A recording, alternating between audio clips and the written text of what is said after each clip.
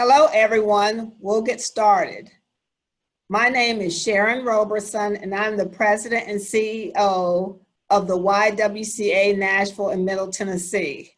Welcome to all the members of our community, as well as individuals across the country who are interested in this subject.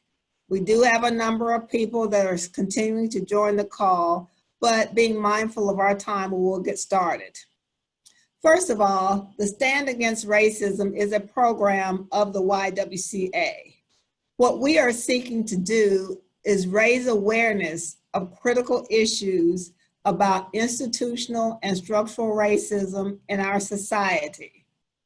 It's very important that we provide what we view as a very safe place to have very engaging and very informative communications with our community.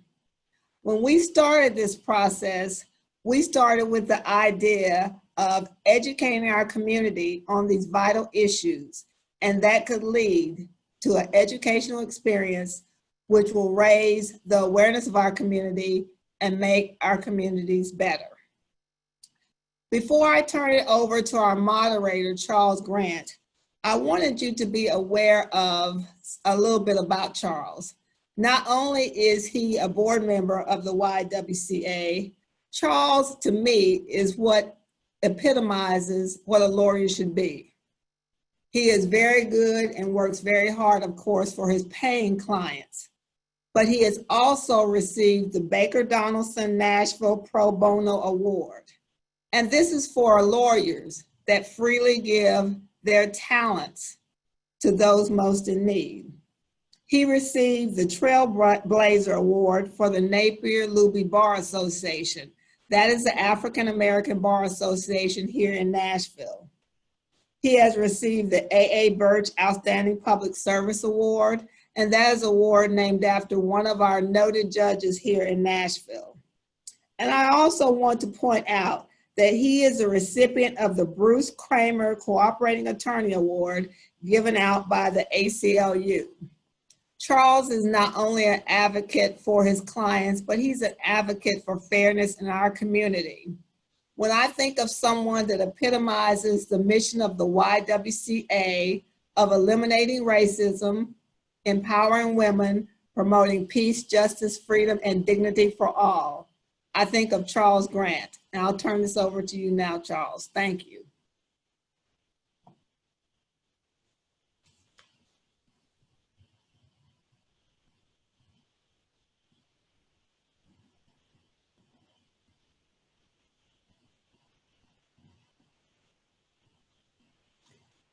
We'll have to unmute you, Charles. How's that? Very good, thank you. All right, well, thank you very much, Sharon. Our nation's troubled history of suppressing the voting rights of its Black citizens is, long and sad. From the end of Reconstruction in the 1870s to the passage of the Voting Rights of 1965, Black folks and other people of color had had to endure all manner of efforts to suppress their vote. In the 54 years since the Voting Rights Act, I guess now 55 years since the Voting Rights Act of 1965, many states have increased the tactics to suppress the vote through restricting early voting, closing polling places, imposing strict ID laws and registration obstacles, and purging voter rolls. Since 2010, 25 states have implemented restrictions that make voting more difficult, according to the Brennan Center for Justice. Most of these restrictions have passed since the U.S. Supreme Court's decision of Shelby County versus Holder in 2013. Interestingly enough, since that decision was decided June 25th, 2013, almost 7 years to today. There, the court ruled that there was no longer any need to prevent states with a history of discrimination from altering their voting rules without federal approval. And, we see now that that decision was very unfortunate. For example, just in Georgia, election leaders closed 214 polling stations over the years in a state that saw population gains, and purged voter polls by implementing a use it or lose it policy. In a single day in July of 2017, more than 500,000 people were removed from Georgia's voter rolls, not because they moved or died, but because they decided not to vote in previous elections. Here in Tennessee, some of these efforts are afoot, which is especially shameful when one considers that Tennessee has one of the lowest, and in 2014, the lowest voter participation experience in the country, according to the Pew Charitable Trust. So it is troubling that we are continuing today to deal with issues related to voter suppression. Lastly, in 2018, civic organizations throughout the state got together to try to enhance and improve voter participation in our elections. And according to some accounts, they, were able to register, up to 90,000 people. And in response to that amazing, effort to get our citizens to vote, last year, Tennessee passed some extraordinary measures to make it more difficult for civic organizations such as Equity Alliance, who's represented here today, and the League of Women Voters to conduct voter registration drives by, among other things, criminalizing some of this activity, enhancing fines, and so on and so forth. In other words, they created a very chilling environment to conduct these efforts to register voters. Fortunately, in the fall of 2019, a federal judge entered an injunction prohibiting the enforcement of this new law. Today, in light of COVID-19 pandemic, new challenges confront us over voting. In response, many states have gone to the use of absentee ballots, a tried method of voting in many states for decades. Unfortunately, Tennessee declined to make use of its absentee ballots until ordered to do so just within the last 2 weeks by a judge on June 4th. Because of the highly contagious and deadly COVID-19 outbreak and the risk it poses to our voters, the court ordered the state to make absentee ballots available to voters for all elections, both on the August elections and the November general election. So we'll talk about absentee ballots here a little bit more here shortly. Very briefly about my experience in voting access. I represent our citizens for the last 25 years who have been convicted of felonies to regain the right to vote. And it started with an assignment from the Nashville Bar Association Pro Bono Referral Program throughout the 90s by filing lawsuit for single persons at a time to regain the franchise through 2006 when we were able to legislate and lobby to change the law for a more streamlined process.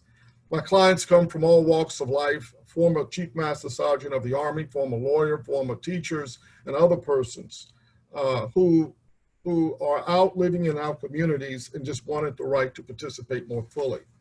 With that said, I would like to ask each of our other panelists to introduce themselves and tell us the communities they primarily work with and what those groups are currently doing with respect to voting rights restoration and or absentee voting. Let's start with you, Dawn Harrington, with Free Hearts. Hey, thank you so much, Charles, and thank you to the YWCA for facilitating this important conversation.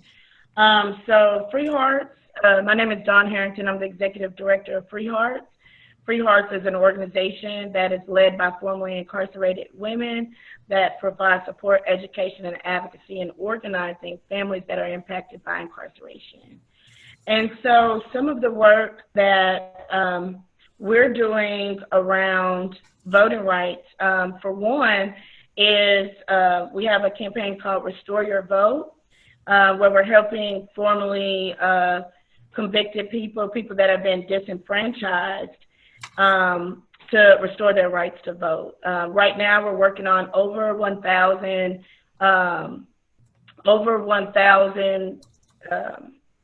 cases, and there are so many more. We've had to slow down our advertising a couple of times because it's just so many people that are disenfranchised in the state. We're second only to Texas, because we disenfranchised over 421,000 people in this state. And so we're working really hard to restore the rights to vote for many, like myself, actually, who just got my voting rights back by this exact same campaign after almost a decade. We also joined the Equity Alliance and other organizations as parties to a suit about voter access, suing due to Tennessee's lack of cure for ballots rejected for signature mismatch, Tennessee's criminalization of groups that distribute absentee ballot requests to others, and Tennessee's first-time voter requirement that requires first-time voters to vote in person. A lot of our base doesn't have their voting rights right now. We do a lot of work in the community and still are not able to exercise our right to vote. So that is a little overview of some of the work that we're doing. Thank you. Thank you, Dawn. Let's turn to you, Brandon Tucker with the ACLU, and tell us about what your organization does. I would imagine most of us know what communities you primarily work with in your current campaign involving voting rights restoration and/or absentee voting. Absolutely. Thank you, Charles. Again, my name is Brandon Tucker. I am the policy director at the ACLU of Tennessee. And at the ACLU of Tennessee, we cover what we call the waterfront on issues, but especially near and dear to our mission is expanding access to the ballot box, ensuring that Tennesseans have their rights fully, and combating any barriers and roadblocks to exercising that right. Currently, we have really a three-pronged approach in how we address expansion to the ballot box, and that's in the courtrooms, through our litigation, which I can speak to in just a sec, in our legislative efforts with our lobbying at the state capitol on various measures, which primarily myself and our executive director, Hetty Weinberg, are responsible for. And then in our communications efforts to get the word out, to educate Tennesseans on processes, procedures, and information that may be crucial to their making the right decisions in a multitude of areas regarding voting. And so most recently, ourselves and along with others, many others, filed a lawsuit against the state to expand access to absentee voting during this crucial time of COVID-19. A judge agreed with us and said if individuals have a fear of contracting or spreading the virus, then they can request an absentee ballot. And we can speak later to just how important that is to the Black community and communities of color throughout the state a little bit later on.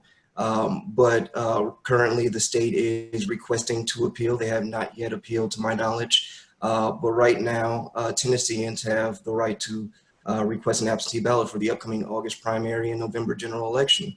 Our legislative efforts extend to streamline the process for restoring the rights of those with felony convictions. There was a large effort that included so many and were led by individuals on this call like Dawn and Robert and their organizations to really remove the barriers and the roadblocks that are intentionally there to make the process more complicated, to restore individuals' rights to vote.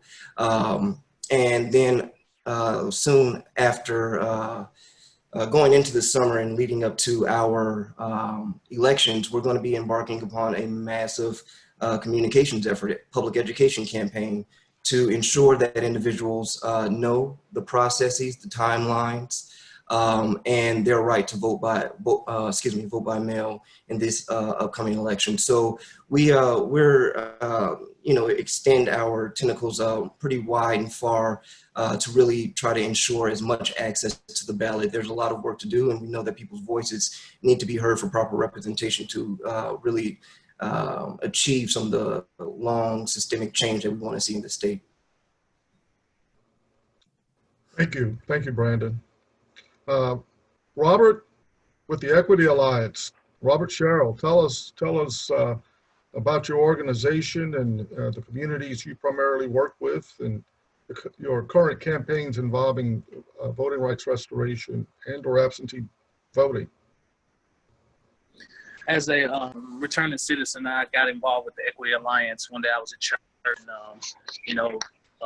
I've been out of prison 7 years, and I was at church, and the Equity Alliance had a table set up, and we're always taught as returning citizens that we don't even look into voting because we're automatically disenfranchised in our heads, and so I just I knew I wanted to kind of rehabilitate myself, and so I took a chance and filled out the paperwork, and what I found is that the process was so inconsistent.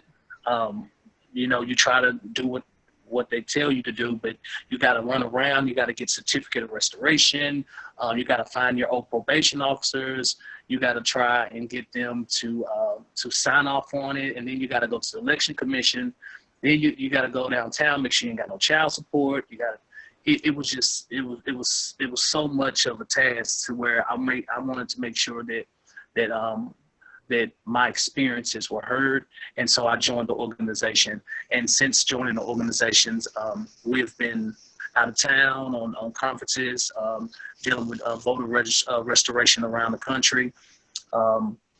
Currently, we're working on, of course, the bills in the House and the Senate to not tie the financial responsibility to voter restoration.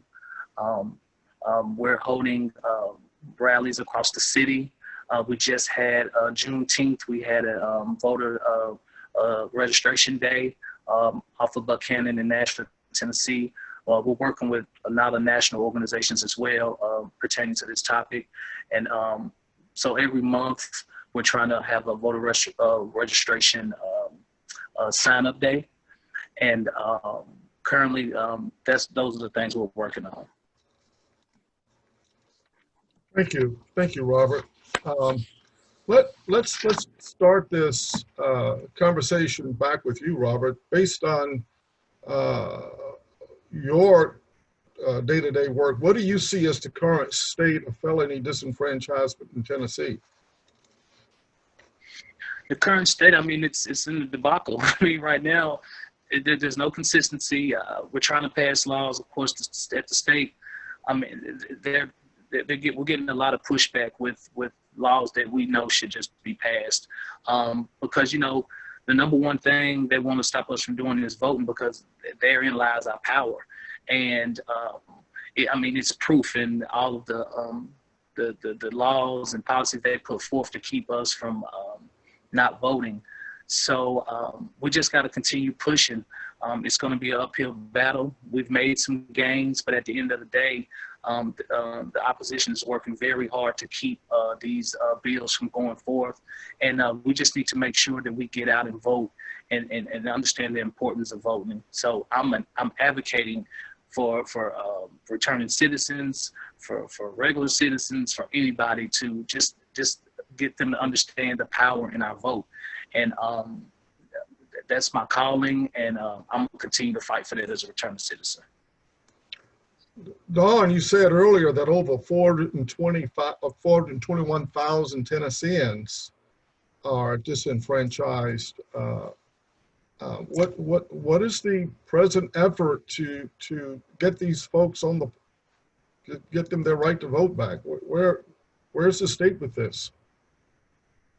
Well, and before I get into the present, I do want to just go backwards a little bit, because I just want to do a little bit of history. Like, felony disenfranchisement first appeared in the Tennessee Constitution in 1835.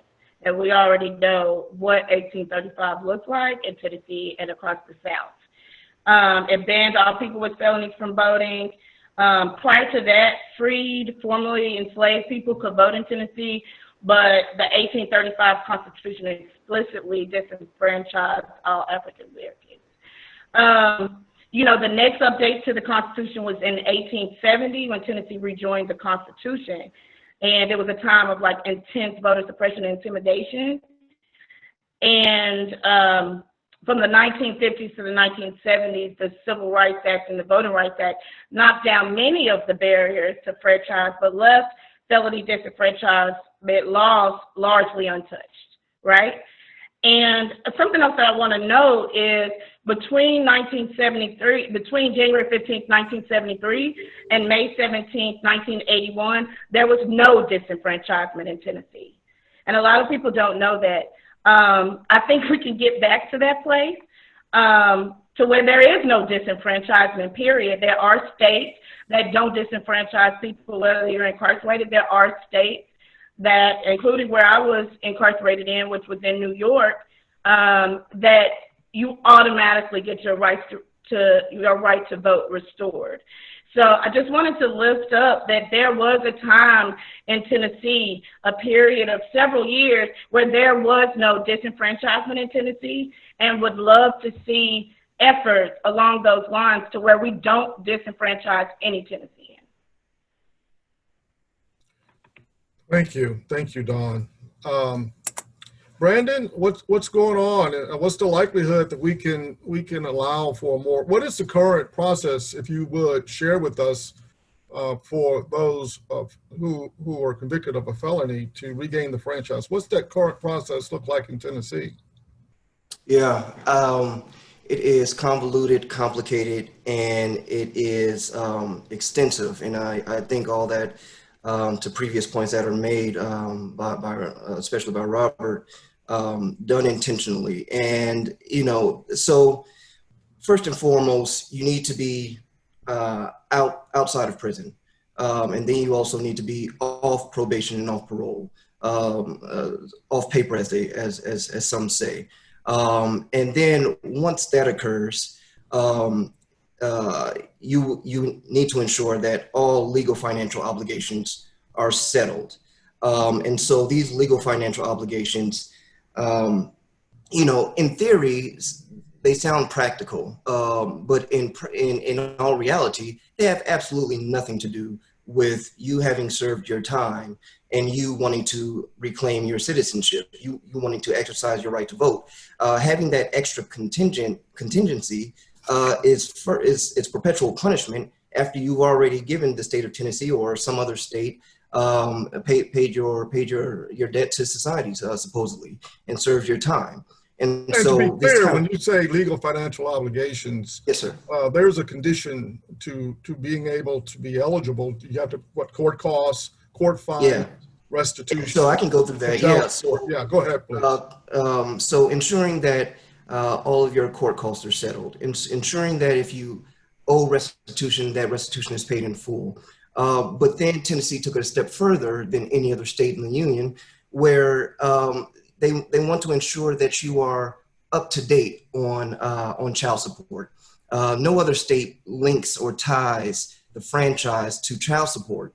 And so the idea that you need to be caught up in child support while your child support was accruing in prison is completely contradictory, and it's backwards. And so what we see right now is we see this big number of 420,000 people disenfranchised.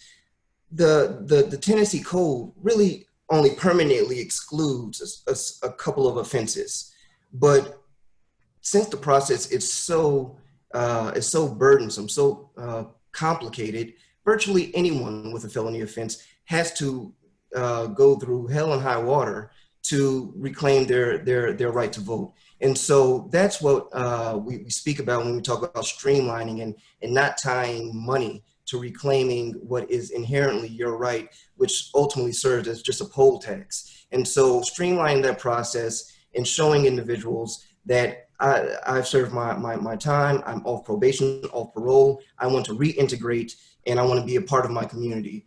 We're trying to urge lawmakers to alleviate that burden and endorse and support participation in the franchise. Thank you. Robert, do you have any thoughts on where you see the efforts to regain the franchise? I mean, is it, you know, we've heard Brandon talk about some of the difficulties related to re-enfranchisement. Tell us what your efforts were to try to do that. Can you elaborate a little bit? Yeah, just, you know, we're doing a lot of lobbying. I'm meeting with state. I went to the state capitol, met with Curcio, you know, just to try to, you know, be a voice of reason, because it's kind of contradictory when you want someone to get out and re-enter back into society successfully, but you don't give them the tools necessary to do so. Voting restoration is one part of it, but when you consider child support willful unemployment, and it's occurring, and I have arrears when I get out, just until recently, that was attached to not even being able to get a license and getting that suspended. How can you be successful in reentry? You got to find gainful employment. You got to pay your fees to your probation officer. Then you got child support coming out of your check. Where you gonna live at? You're a felon. Nobody wants to allow you to stay in their apartments. So you don't have housing. It's easy to just go back to what you're used to. I mean, we have to be honest with ourselves. We're human beings, and we're going to survive by all means, right? So that's why recidivism is so high. They know this. It's willful, and we have to tackle the whole criminal justice reform and reentry as a whole. I've went through the whole process. I got out. I didn't have nothing, no license, no car. Granted, I wasn't on child support, and that's a blessing. But I fought, and I've regained everything. But it's the Robert Sherrill story is so unique, but we need more Robert Sherrill stories. That's the issue. It's messed up when I'm the go-to person, the only go-to person in the state almost that has went through every part of reentry that you can go through, with being discriminated from housing, not being able to get loans. I've been in all on the news. It's been all kind of crazy stuff because I couldn't. The SBA didn't even want to loan me money because of my felony. That was 10 years old at the time. So it's so much that we need to tackle. So I'm fighting the whole fight. This is just one aspect of it. And so it's an uphill battle.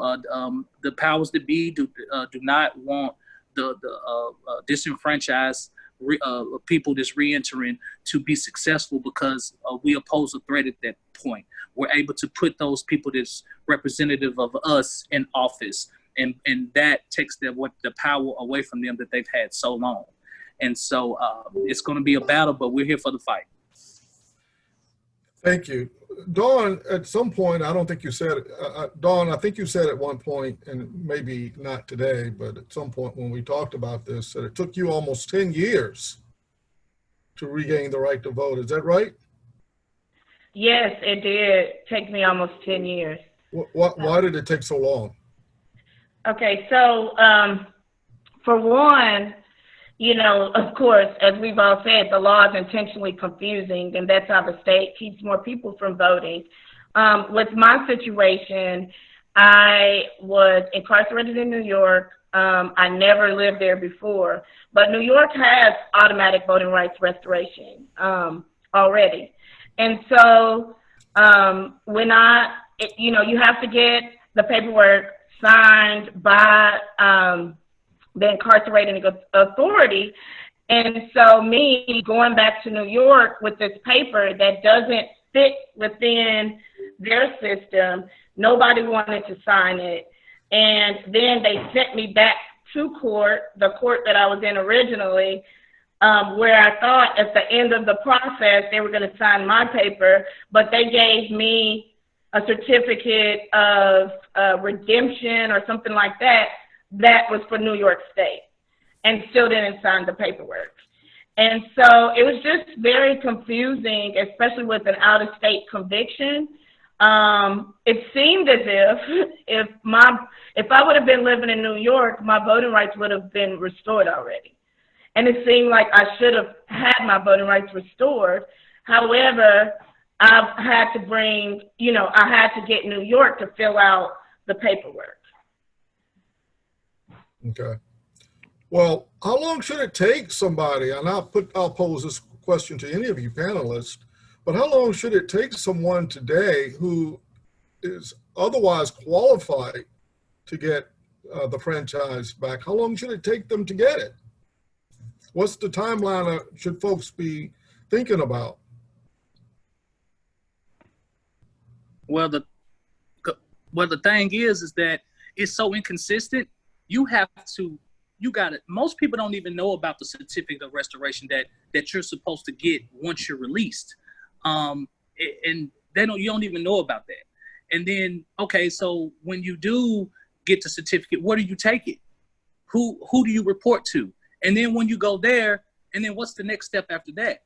So I'm putting together a reentry curriculum, and what I'm basically doing is, because I've been through every aspect of it, from rights restoration to voter rights restoration to getting a pardon from the governor. I want to walk a person through every step of the way, because it was frustrating. I had to go to the TBI.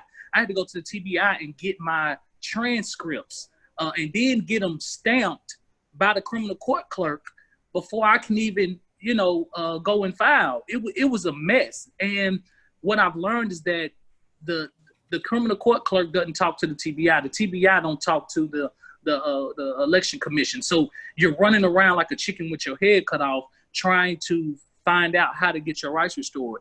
And lo and behold, hopefully you live in Davidson County. At this time, I was living in Rutherford County. So it takes a while, and especially when you don't know. So realistically, if someone just going to get their rights restored, and that's what I'm saying, so many different variables, because are you on child support? How long have you been released? Are you off of probation? All of those factors play into the timeline of getting your rights restored. But if I had to just guess, I would say a week or so. That's if you're on it. And one more other thing, most people give up. You got to understand, when we're running around, most people just say, you know what, I don't care about voting that much, because you sending me through all this trying to get my rights restored. I don't got time for this. I got to go to work because I got to pay this child support. So getting your rights restored is, to a lot of people that I know in my community, is not priority. But I'm trying to show them and get them to understand how important it is. Brandon, how have felony disenfranchisement policies and laws in Tennessee harmed Black and low-income communities? Can you share with us what the disparities are? Yeah, I mean, just pure numbers wise, we're 17%, Black people are 17% of the state population in Tennessee. We're overrepresented in Tennessee jails and prisons, upwards of 40% of the prison population. You break that down into registered voters and eligible voters. I mean, raw numbers, I think upwards of maybe one out of 5 Black people are disenfranchised in the state of Tennessee. And so, again, I do want to preface, I use the term rightfully, but again, in the code, only a certain number of offenses are permanently disbarred from ever voting again. But to Robert's point and Dawn's point, the process is disenfranchisement. And so when I say that 1 in 5 number, I'm not saying these are people who've committed treason or a previous voter fraud charge or some other offense. These are people stuck in this hamster wheel, in this rat race of trying to navigate a bureaucratic, oppressive system. And Robert said so many things that were important. just about going from place to place to place. And one thing that stuck out is this. He said, you better hope you live in Davidson County. If someone has committed offense in East Tennessee or West Tennessee and they have relocated, this process makes absolutely no sense. You're getting a certificate of restoration. You may have to go back to the court where for them to sign off and say you no longer owe any court fines or fees. You may need to figure out where the records on restitution are. You may need to figure out how to get access to your child support and how it's accrued. And we asked the state maybe last year, how likely is it that people are partaking in this process? And Dawn had mentioned this 400,000 number. Since 2006, around 11,200 or 300 people have applied for their rights to be restored. That's ridiculous. People are not even embarking or partaking because of Robert's point. They have other things to do. And so all these blockades and roadblocks are working just like they are intended to. And since that 2006, out of those 11,000 folks that I mentioned have applied, 1,300 of them have been denied. And the primary reason is child support that they've been denied. So the barriers that they're putting up are working exactly like they are intended to work. And our collective work here with the panelists is to try to break down those barriers, get folks educated, and try to streamline this process. Let me just share something with you about the child support piece. Prior to 2006, that wasn't a requirement in Tennessee either. In 2006, when we lobbied the legislature, we being the ACLU, the NAACP, and other organizations lobbied the legislature for automatic restoration upon completion, or off paper, as you say, Brandon, of all of your obligations, both probation, parole, and post-incarceration. That piece about child support came in literally at the 11th hour, and it almost scuttled the process for automatic restoration. And so, that is, in order to not scuttle it like that, it did pass with the child support obligations and the legal financial obligations that you spoke of earlier. But again, as was noted earlier, Tennessee is the only state in the country that ties the right to the franchise and access to the ballot box to child support and whether you're current on child support. And even if you have a plan in place for back child support to pay it off, some places in the state won't honor that, which is another problem. And it's inconsistent in how that's being treated around the state. So it's truly problematic. And the practical effect, as noted, is to prevent folks from being able to regain the franchise. Let me given our time, because we want to save a few minutes to answer some questions. What can we do as everyday people to support your organization's campaigns to expand access to the ballot? And I want to start with you on that, Dawn. Thank you, Charles. For us, we're looking for volunteers to help with the voting restoration campaign. We have a training. Everything is digital and online. You don't have to do it in person. So we're actively looking for people to volunteer to help with our campaign so we can help with more people. As I mentioned, we've had to slow down our advertising on it a couple of times because so many people need their rights to restore back. And so you can email us at info@freeheartsorg.com. That's info@freeheartsorg.com. And just let us know that you're wanting to volunteer. I want to just note one other quick thing is that not all fines are required to be paid, and that's something that's also inconsistent because the clerks, the counties a lot of times don't know that not all fines are required to be paid, only court costs, restitution, and child support.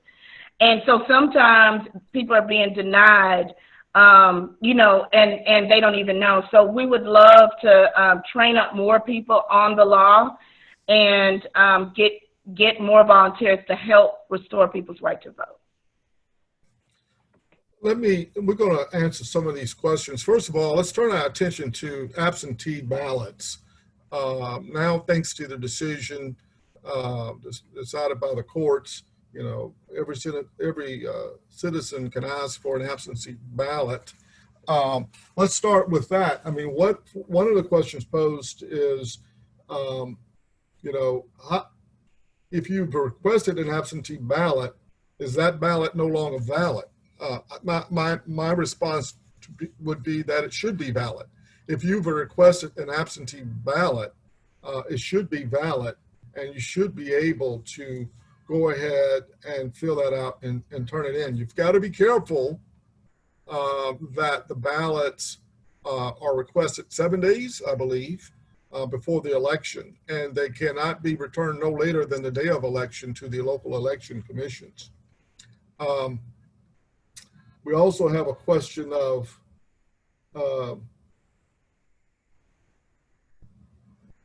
what if you're at risk for COVID-19 and can't attend in-person events like the Equity Alliance event that was held back in North Nashville?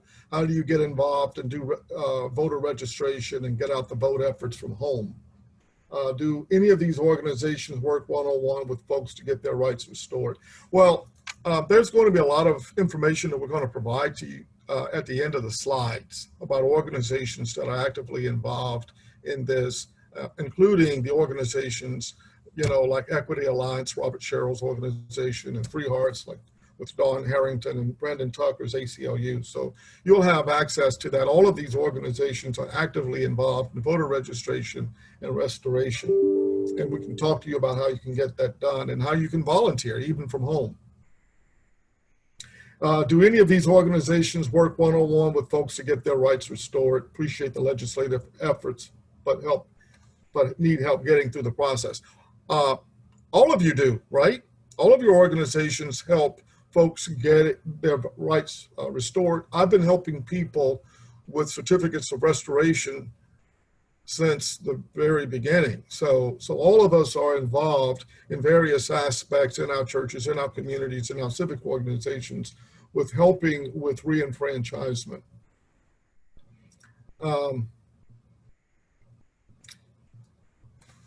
Does anyone else want to add to those comments I just made in response to some of the questions?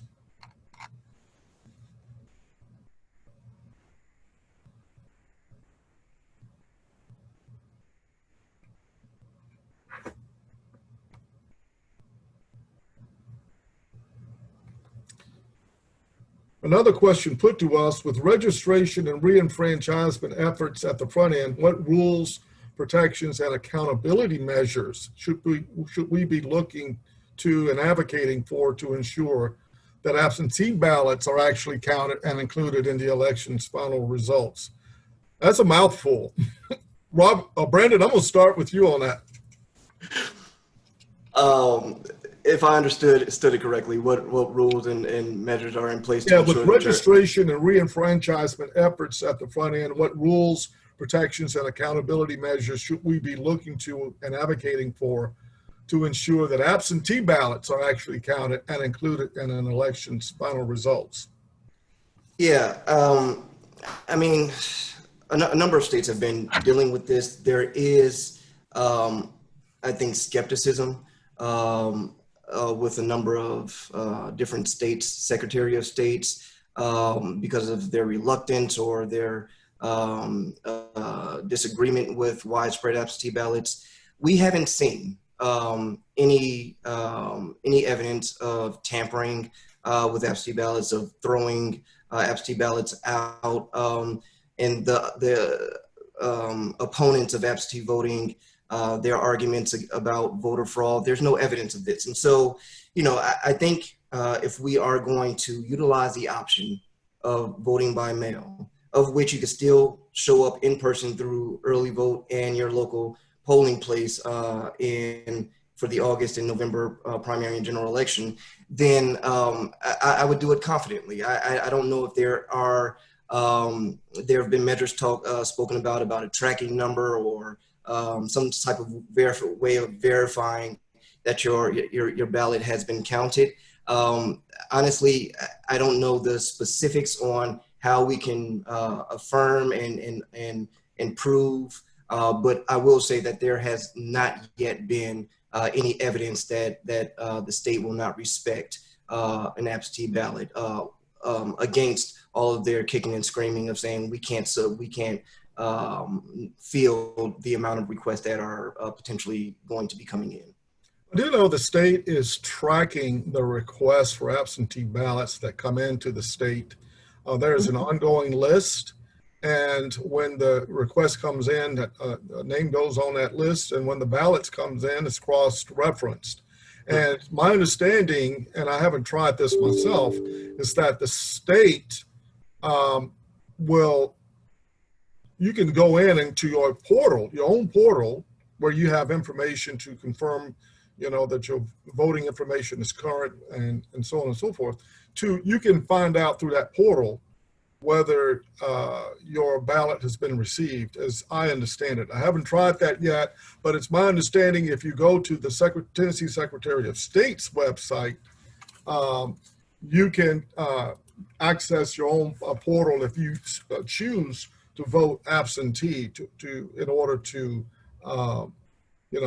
find out whether or not the state has received your ballot. Obviously, if you send a ballot in through the Postal Service or one of the private carriers, USPS or FedEx, obviously you can track that to make sure that the state has received it. Let's see here. We have lots of wonderful questions here. Want to know if there are stats showing how quickly non-blacks have their rights restored as compared to Black and brown who have re-entered their communities. Is anyone familiar with any of that data?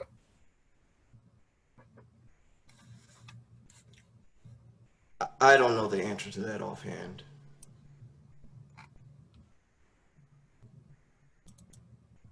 I don't know the answer either, but I do know that we have the second highest disparate impact on Black folks, 21%, second only to Kentucky. So I don't know. I know that even once I finally did get all of my information in, it still took over a month to actually have my rights restored. So I would be interested in seeing that data. There are questions about attendees from North Carolina and Texas who want to know what organizations in their areas can provide guidance in this, with respect to this. My many, Brandon, my many years of working with the ACLU, I know they have robust organizations around the country, both including North Carolina and Texas. They have a wonderful website with a lot of information in this area. I know that the Brennan Center tracks a lot of this information.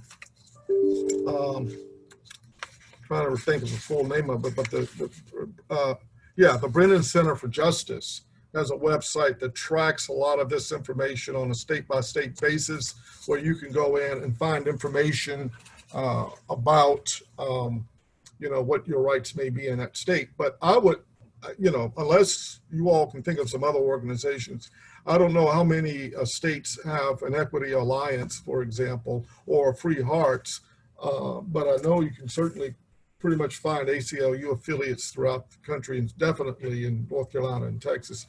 Don, what about, do you all have free Hearts organizations that can help people and provide guidance in this area in North Carolina and Texas? Well, one organization that we're affiliated with in Texas that does work around this is Grassroots Leadership. In North Carolina, also Beauty After the Bars. So those are a couple of organizations that I can also co-sign that do this work in those states. Okay. Robert, what about Equity Alliance? Do you know if you all have affiliates that you work with in this area over in Texas and North Carolina? Yeah, we do. I don't know right offhand, but when we was at a big conference, there was a lot of organizations that we partnered with and that have presence there. And if I can get that info out to you all and spread it, but there are definitely some good organizations out there. Okay. Brandon, did I speak wrong that you want those folks living in Texas and North Carolina could go to their local ACLU affiliates for some guidance in this area? You're absolutely right. Affiliates in every state. So for those in Texas and North Carolina, those state offices are doing incredible work around voting rights, and you should certainly look up recent litigation efforts, legislative efforts on their websites. Okay. There's also the League of Women Voters. It's another, excellent resource that have affiliates around the country. Definitely should go to that website to find out information.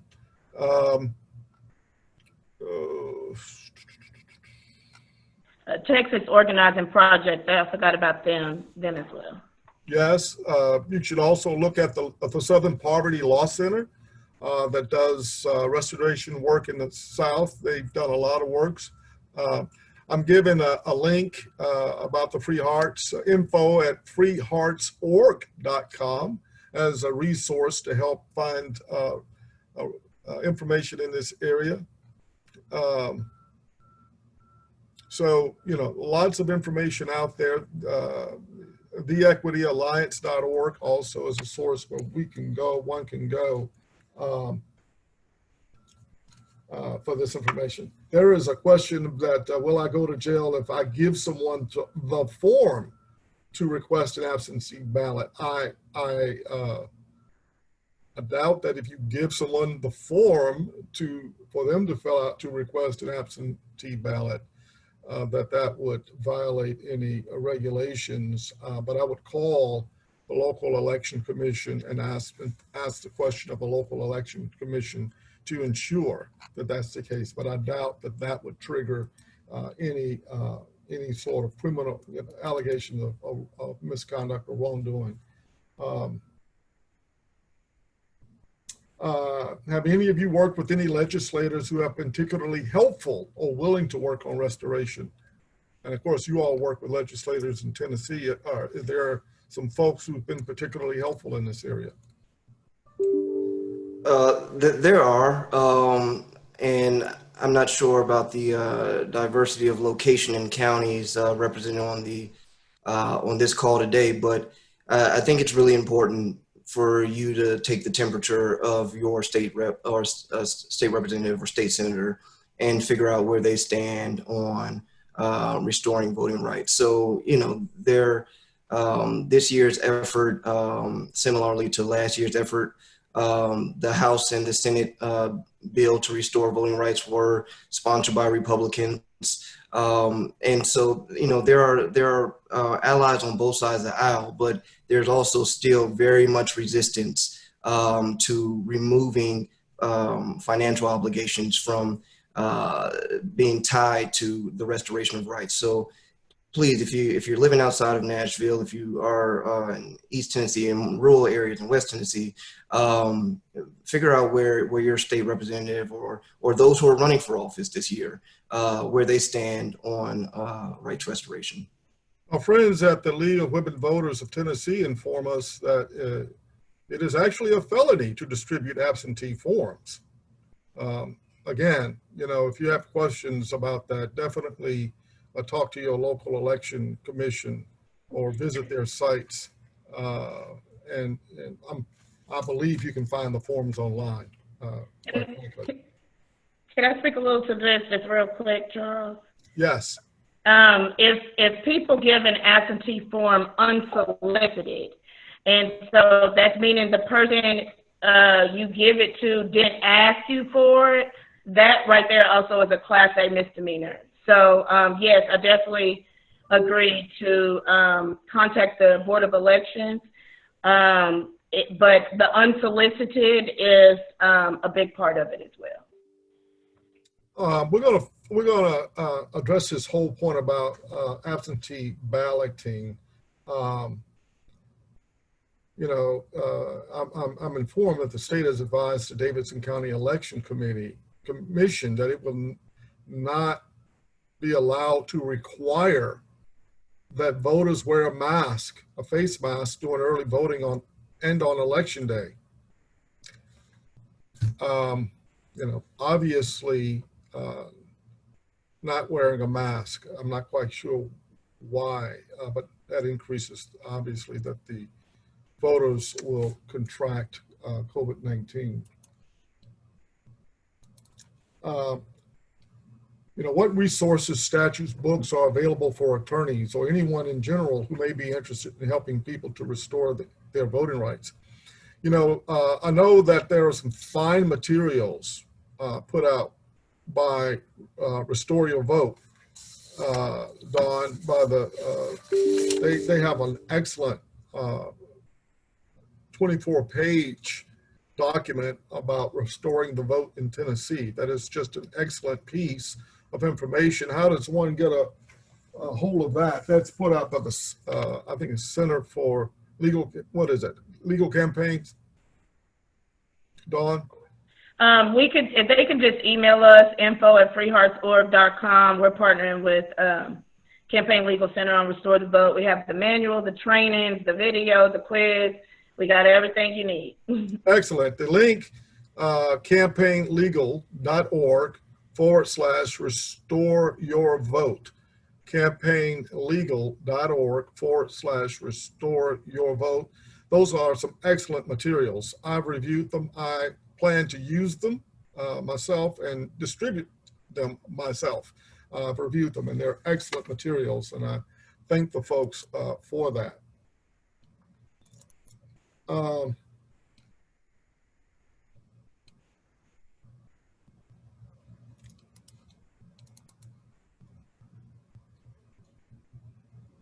What is being done to motivate and increase voter turnout? I'll end it on that question to each of you. What is being done to motivate and increase voter turnout? And I especially want to know to educate about the absentee ballot.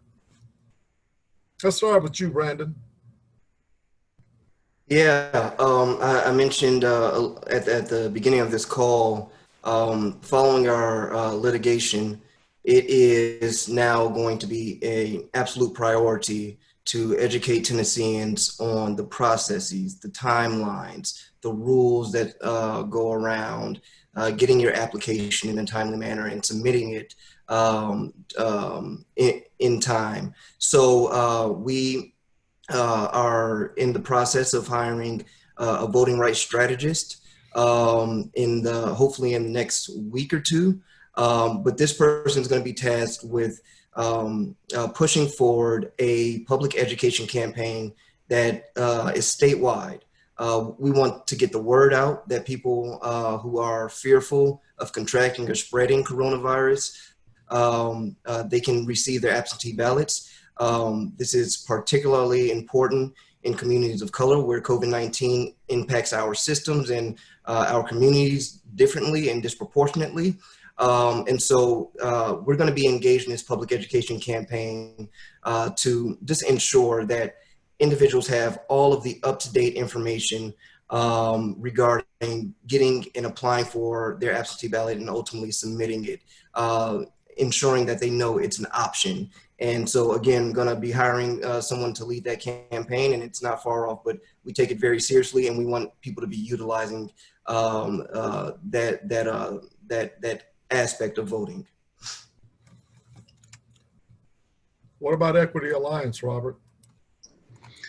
We're going to continue to do what we've been doing. I mean, we've been registering people. We're having events every month in different parts of town, just educating people on the importance of voting, social media posts. I mean, we kind of do this all the time. You know, that's all we do is, you know, we're always posting about voting. We're always having voter registration clinics and things of that nature. So we're turning it up a notch. We've been very much so boots on the ground on the scene with other organizations. Just we're kind of collectively pushing because we understand that voting is very important this time around. So, Dawn? Hey, to what other people were saying, you know, community events, emailing and texting our base. We also have another campaign, Free the Vote, which is about people that are in jail that can vote, because a lot of people that are currently in our jails can vote, and we've been working on this since 2017. A lot of those folks just educating, like, who can vote, what do they need to do as well, because our ultimate goal is for our jails to be a polling site. So just educate. Dawn, you went mute on us.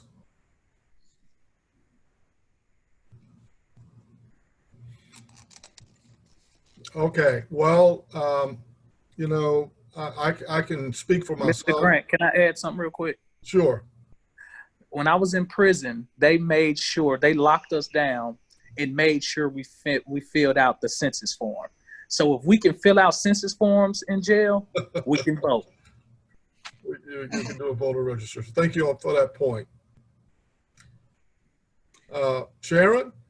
Okay, in closing out, I want everyone to understand why these conversations are so important, because we're talking about a structural system that has disenfranchised certain citizens. These kind of structures, once established, can disenfranchise anyone. So we're at the anniversary of the 19th Amendment, which gave certain women the right to vote. It wasn't until much later that other women and other people in our communities had the right to vote. So you have to make sure that when you see these sort of structural or institutional ways of keeping people out of the system of voting happen, that it takes a community to make sure that all people have justice, because this form of injustice is very easy to translate to others in our community. I almost see this as test case. Let's make sure that all of those who are in this category can't vote. Let's get this other category that can't vote. And that's what the YW is trying to make sure that everyone understands. You may not be a person that's been incarcerated, but you are a person whose vote can be taken away by the same structures that are in place that are keeping these individuals from being able to vote. And now more than ever, we have to understand it's good to march, it's good to work against injustice, but we need to take this to the ballot box. And that's why the YW has these conversations. We thank everyone for their patience. We do see a number of questions on the chat line. I will end with this. The YW is very much committed to making sure that we educate the public on issues of racism in our community. As a result, on July the 6th, we will be kicking off a 21-day challenge, because we've been asked, especially with recent events in our community, what can I do?